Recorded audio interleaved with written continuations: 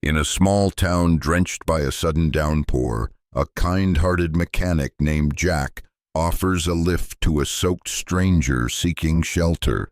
He doesn't know her name and she doesn't offer it.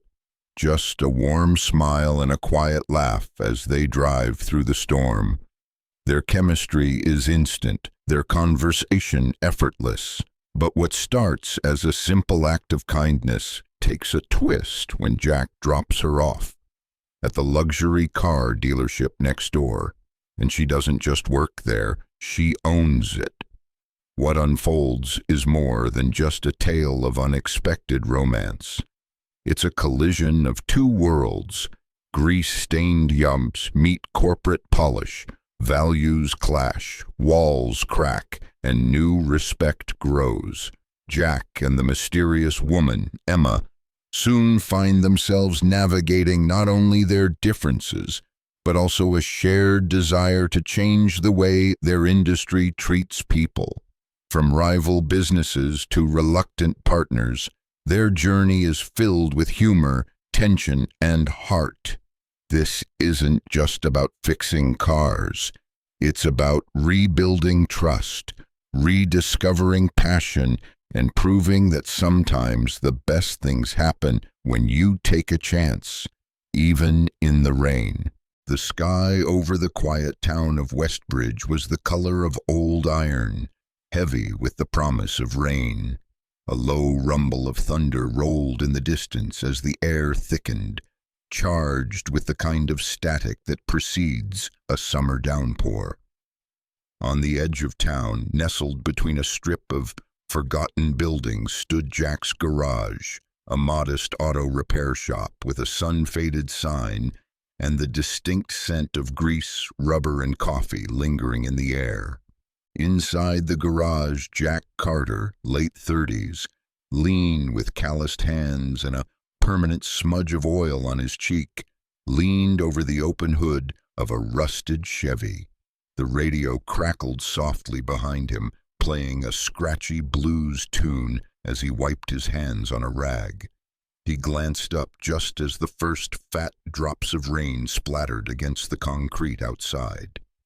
"Here it comes," he muttered to no one in particular. He had just started to close up when the door flew open with a jingle. A woman, drenched and panting, stepped inside. Water dripped from her hair, her coat clung to her, and her heels clicked sharply against the oil-stained floor. She looked slightly out of place, too polished for the neighborhood, too calm for someone caught in a storm. "Sorry to barge in," she said, brushing hair from her face. "I just needed to get out of the rain." Jack stared for a second, taken aback by the sight of her, so put together, so confident, and clearly not from around his side of town. "No worries," he said, reaching for a cleanish towel and handing it to her. Storm wasn't supposed to hit until later. She smiled, accepting the towel gratefully. "Weather app lied." Jack chuckled. "That it did. You okay?" "Yeah, just didn't plan on walking half a mile in heels. My car broke down and my phone died right after I pulled over." Jack looked toward the street, but saw nothing but sheets of rain and the blur of headlights. "You picked a bad stretch to stall on," he said. "No cabs or Ubers out this way." "I gathered that," she said dryly, wringing water from the hem of her coat. He stepped aside. "You want to ride somewhere? Rain's not letting up any time soon, and I'm done for the day." The woman hesitated, glancing at the rain still pounding outside.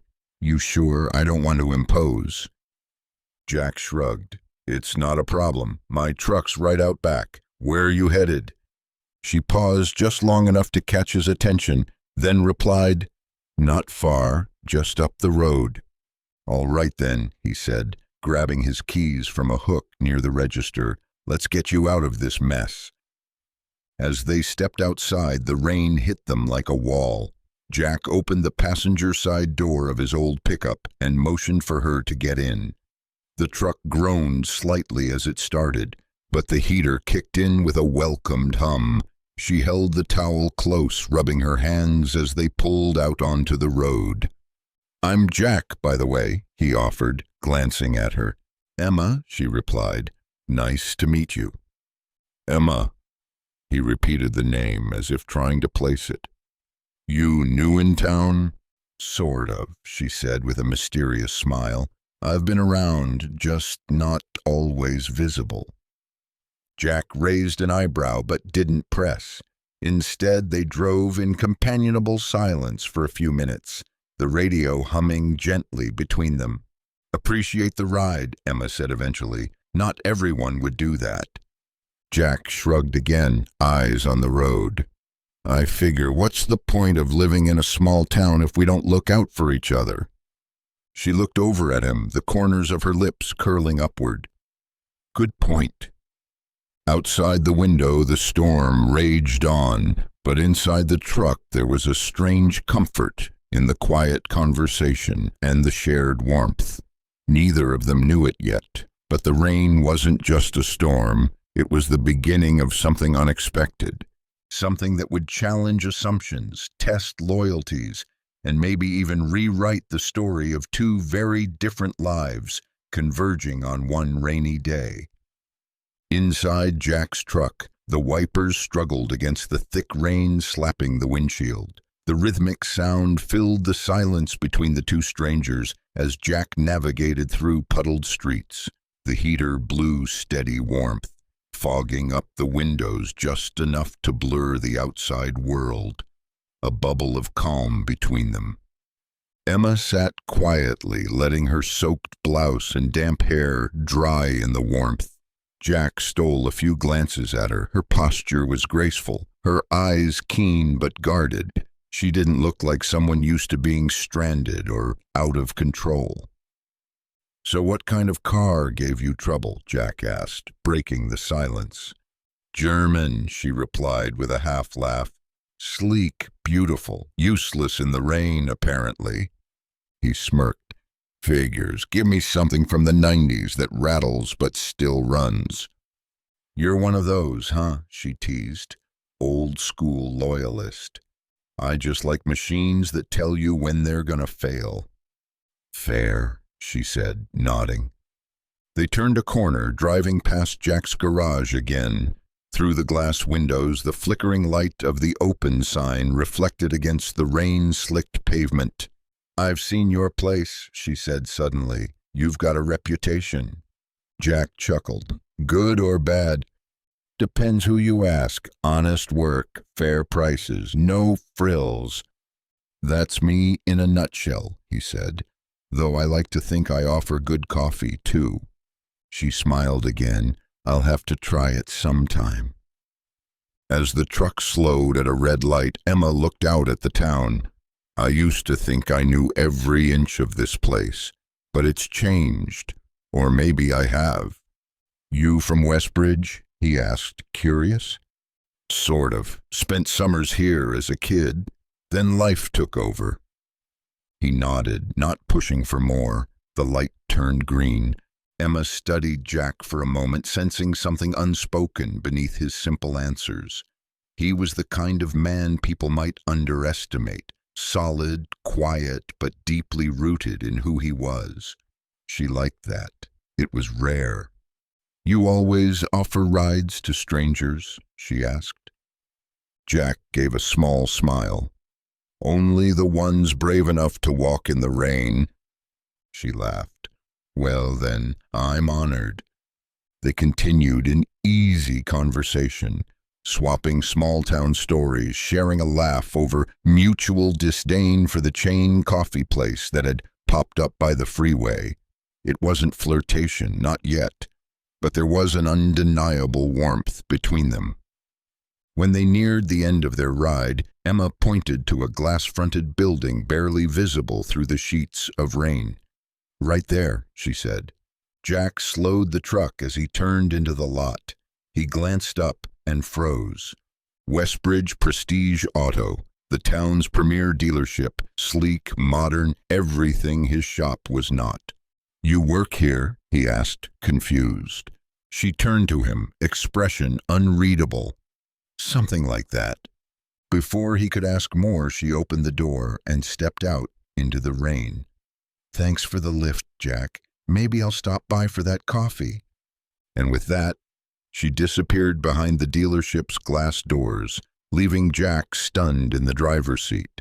Jack couldn't stop thinking about her. Back at the garage the next morning, he distracted himself with a radiator leak, a brake job, and a stubborn customer trying to talk down the price of a serpentine belt. But his mind kept flashing to Emma, her easy laugh, the way she studied the town like a returning ghost, and the moment she vanished into Westbridge Prestige Auto. Later that afternoon, as Jack leaned under the hood of an old Buick, the sound of heels clicking on concrete made him straighten. Still offering coffee, or is that invitation expired? Emma stood in the doorway, now dry and composed in a tailored blazer and slacks. She was out of place amid the oil stains and greasy tools, yet somehow comfortable, almost amused. "You're early," Jack said, surprised. "I figured I owed you a proper thank you," she replied, walking in, "and maybe I wanted to see if the coffee was as good as you claimed." He chuckled and motioned to the back office. She followed him in, noting the cluttered desk, the ancient coffee maker, and the faded posters of muscle cars on the wall. Jack poured 2 cups. "Still no sugar, sorry." "I take it black," she said, accepting the mug. They sat at opposite ends of the desk, sipping in silence for a beat. Jack studied her again, this time with a sharper eye. "So, dealership owner?" he asked. She nodded. "Emma Cole. My father owned Westbridge Prestige. I took over last year after he retired." He blinked. "Didn't expect that." "I get that a lot." Jack scratched his head. "You could have told me. Would you have offered me a ride if you knew?" He laughed. "I might have charged you double." They both laughed. Emma grew more serious.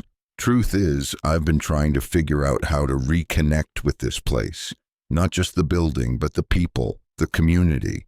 My dad ran that place with numbers in mind. I want to run it with purpose." Jack raised an eyebrow. "What kind of purpose?" She leaned forward. "Authenticity. I want people to trust us, to feel like we care, not just sell them the flashiest thing on 4 wheels. "And you think my coffee can help with that?" he teased. "I think you can." Jack blinked. "You want me to work for you?" Emma shook her head. "No, I want a partner. Let's do something different. Combine what you have with what I'm trying to build." Jack stared at her, silent for a long time. "You're serious?" "Dead serious," she said. Outside, the rain started again. Inside, something new was beginning. The following week, Jack drove out to Emma's dealership, not as a customer, but as a guest. The place was sleek with polished floors and walls of glass, chrome-plated accents and soft jazz in the background. It was a different world, and Jack felt like he'd walked into the future wearing boots from the past. Emma met him in the showroom, clipboard in hand. "You came." "I said I would," he replied, still not sure why. Emma smiled. "Because I need your help, and because I think you're curious." He followed her through the facility, past rows of cars that looked more spaceship than automobile. She introduced him to the staff, well-dressed, polite, skeptical. "Jack runs the garage next door," Emma explained. "He's here to help us understand what real service feels like." One of the younger salesmen snorted. "With all due respect, Emma, we already know how to sell." Jack folded his arms. "Yeah, but do you know how to earn someone's trust?" The room fell quiet. Emma smiled. "Let's find out." And just like that, Jack's journey from roadside mechanic to unexpected mentor had begun. Jack had always prided himself on being unshakable, Engines failed, clients flaked, life threw curveballs, but he kept his boots on the ground and his head level. That was until Emma Cole walked out of his truck and into the dealership next door like she owned the place, because she did. He stared at the glass doors of Westbridge Prestige Auto, wipers brushing away the rain from his windshield in rhythmic disbelief. The woman he thought was a stranded pedestrian turned out to be the boss of the most upscale, competitive car dealership in town. His direct competitor, his complete opposite. The next morning, Jack arrived at his garage before sunrise, earlier than usual. He paced the small office, sipped 2 strong coffee, and muttered to himself. It wasn't anger that filled him. It was curiosity, confusion, maybe a bit of bruised pride. He kept glancing at the dealership across the lot. From his window, he could see it in all its modern high-end glory, shiny, new, polished, everything his garage was not. Later that morning, one of his regulars, Mrs. Delgado, a widow in her 60s, rolled in with her aging Honda. "Did you hear?" she asked, sipping her tea as Jack inspected her brakes. "That fancy dealership's got a new owner, a young woman. Said she's changing everything." Jack kept his face neutral. "Is that so?" "Oh yes," she continued, "holding staff meetings, changing service packages, even had the nerve to come over to the diner and ask what locals really want in a car dealer." Jack blinked. "She did that." "Sure did. Wore sneakers with a pantsuit, like someone who's not afraid to get her hands dirty." Jack didn't respond. He finished the inspection, gave Mrs. Delgado her total, and waved her off with a half smile. The next time he saw Emma was 3 days later. She was standing outside her dealership with a notepad, jotting things down as a technician demonstrated a diagnostic tool. Jack happened to be hosing down his work area and couldn't help but watch. She looked up and caught his eye. She smiled. Confidence. Curious. "I am a little amused." Jack grunted, turned away, and missed the way she lingered, watching him a moment longer than she needed to. A week later, Emma came to him, not for coffee, not for small talk, but with an offer. "I want you to run a workshop for my team," she said, leaning against the frame of his garage door like she belonged there. Jack, tightening a bolt under a lifted truck, looked down. "You want me to train your sales crew?" "I want you to ground them," she corrected. "They know cars by catalog. You know them by heart, and people trust you. I want them to see why." Jack scoffed, tossing the wrench into the toolbox. "They'll never take me seriously." "Maybe, but if they don't, they'll answer me." He looked at her, assessing. "You're serious?" She nodded. Jack wiped his hands, considering. "What's in it for me?" Emma grinned. "Other than the satisfaction of watching some suits fumble with spark plugs." Jack laughed. "All right, I'll do it, but only if they wear gloves. I don't want anyone bleeding on my floor." 2 days later, the showroom crew arrived at Jack's garage. 7 of them in total, including a senior manager with a crisp tie, a young intern named Noel, and Alyssa, their top-performing salesperson, who looked downright terrified of grime. The workshop began with basic diagnostics, tool identification, and a test Jack called Name That Noise, where he played recordings of engine sounds and had them guess the issue. They failed, spectacularly, but slowly things shifted. Jack's sarcasm was undercut by genuine patience. He wasn't trying to make fun of them. He wanted them to understand the soul of the machine and the soul of the people who drove them. Emma watched from the sidelines, arms crossed, nodding with approval.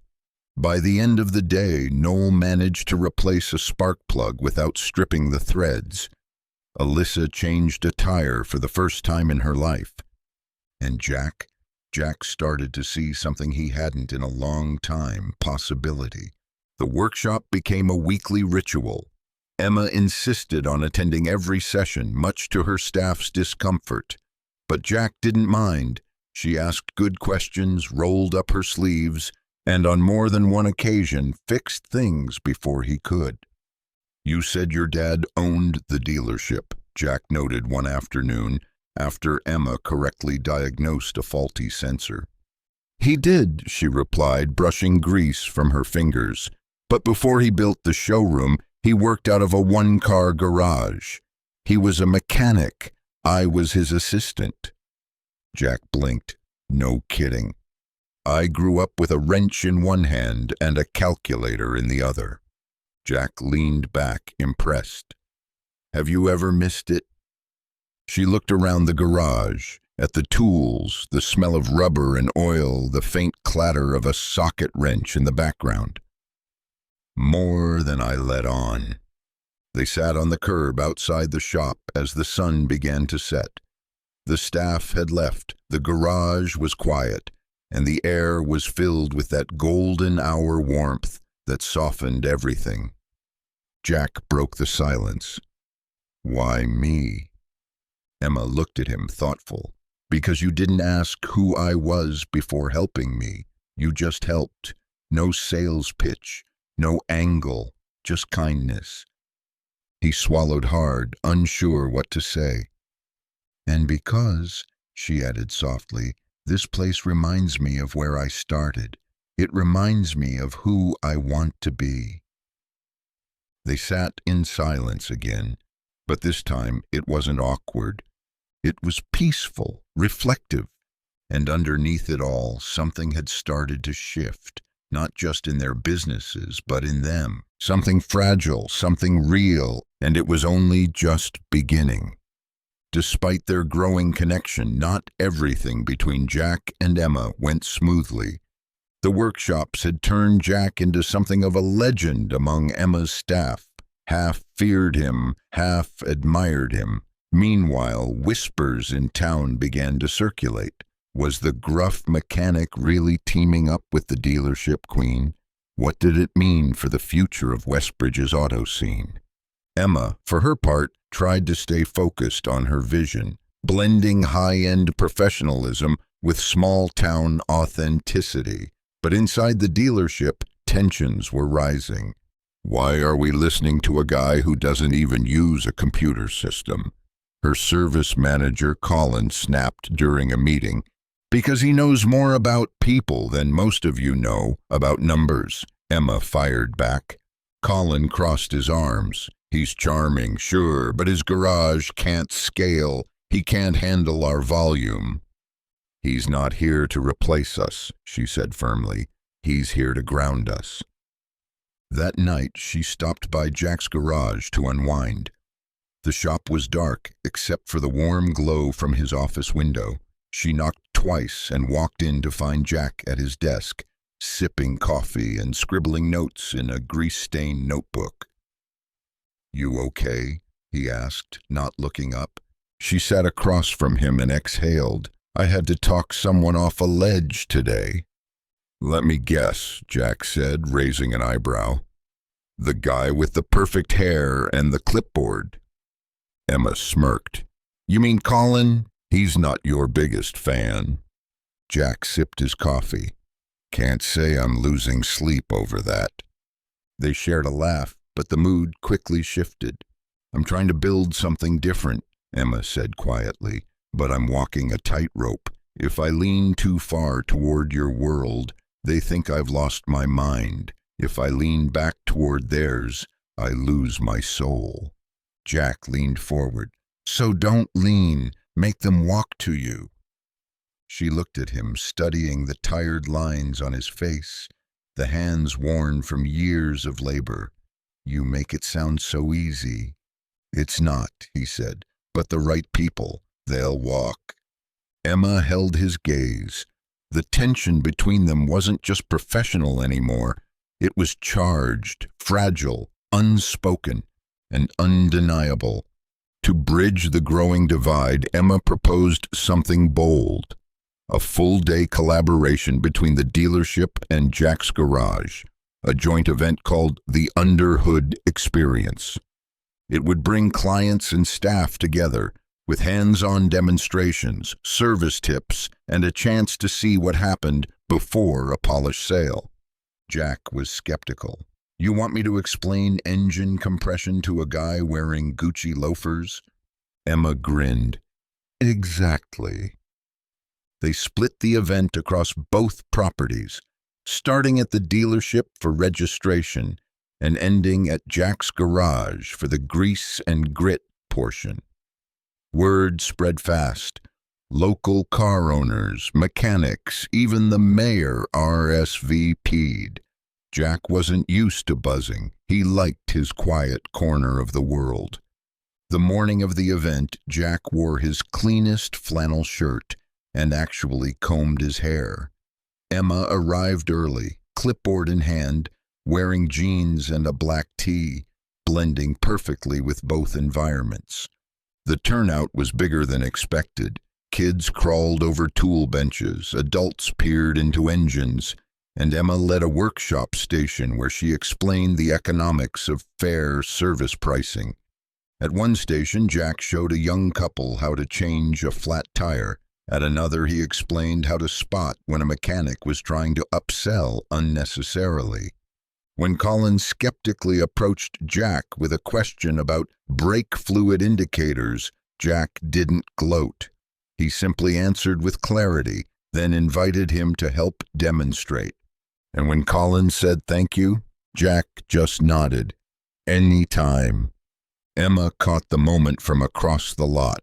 She smiled, but the real highlight came late in the afternoon. A surprise pop quiz. Jack and Emma swapped places. Jack walked into the dealership and gave a brief presentation on customer empathy. Emma slid under a car at Jack's Garage and replaced a cabin filter in under 2 minutes. People applauded, phones recorded, but more importantly, respect shifted. By sundown, the divide between garage and showroom had blurred. Laughs were shared, hands were dirty. And Jack stood beside Emma, arms folded, watching as the last few guests left. "You were right," he admitted. Emma nudged him. "Say it again, louder." He chuckled. "You were still bossy." She looked at him triumphant. "And you're still hard to impress." They stared at each other for a long second. And for once, words weren't needed. Weeks passed. The partnership between Jack and Emma began to settle into something strangely natural. Their rhythm, once accidental, now felt intentional. Meetings turned into dinners. Dinners became longer. The conversations are more personal. One night, as the last light drained from the sky, Emma lingered at the garage. They were both exhausted from back-to-back consultations, and Jack poured her a drink, something stronger than coffee. They sat on the garage's back steps, sipping in silence. "Can I tell you something I haven't told anyone?" Emma asked. Jack nodded. "I wasn't supposed to take over the dealership, my brother was." Jack blinked. "You have a brother?" "Had. He passed. Motorcycle crash 2 years ago. Dad couldn't deal. Handed me the keys and walked away." Jack looked at her stunned. "Emma, I had no idea. I never wanted to be the face of that place. I just didn't want it to disappear." Jack didn't say anything for a moment. He reached over and gently squeezed her hand. She continued, "Sometimes I feel like I'm building something he would have hated, and other times I feel like I'm finally doing something he couldn't." Jack looked at her, his voice low. "You're not alone in that feeling." She turned toward him. "What do you mean?" "My dad was a mechanic too. Garage was his. He didn't believe in technology, thought the internet was a fad. When I put in an online appointment system, he didn't talk to me for a week." Emma's brows furrowed. He died a year after I took over. Heart failure. I never got to show him that the garage could be both old school and modern. Silence. Two people sitting on concrete steps, staring at the stars, grieving in parallel. Emma leaned her head against Jack's shoulder. He didn't move. I think we're both trying to fix more than just cars, she whispered. Jack closed his eyes. Yeah, he said. We're trying to fix ourselves too. Fall arrived in Westbridge with crisp air and amber trees. The leaves gathered like lazy drifters along the curbs and gutters, decorating the town with a cinematic kind of stillness. At Jack's garage, business had picked up, but not because of flashy ads or fancy offers. It was word of mouth. People talked about how Jack had teamed up with the dealership next door, how customers who bought high-end cars at Westbridge Prestige were now sent to Jack for honest diagnostics, how dealership staff now refer to mechanics by name, not department. Emma and Jack met regularly, sometimes in her glass-walled office, sometimes in his grease-stained corner of the world. They spoke in shorthand now, trusted each other's instincts, even argued like partners. I think we need a shared loyalty program, Emma proposed one morning, twirling her pen. Buy at the dealership, get free oil changes at your garage. Simple. Jack raised a brow. You trust me with your customers? I already do. He leaned back, nodding. All right, but I want your folks to stop charging extra for tire rotations. Emma smirked. Now who's being bossy? He laughed. Just balancing the scales. The merger of ideals was clunky at first. Some of Emma's team resisted, uneasy about the informality of Jack's style.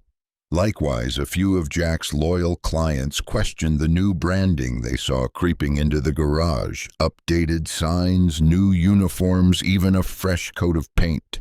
But slowly, the lines blurred. Jack's place didn't lose its soul. It gained a second wind. Emma brought in a marketing consultant who, after hearing Jack talk about customer loyalty, decided not to rebrand him but instead to highlight him. We'll call it Westbridge Auto Collective, the consultant said. A dealership meets garage experience.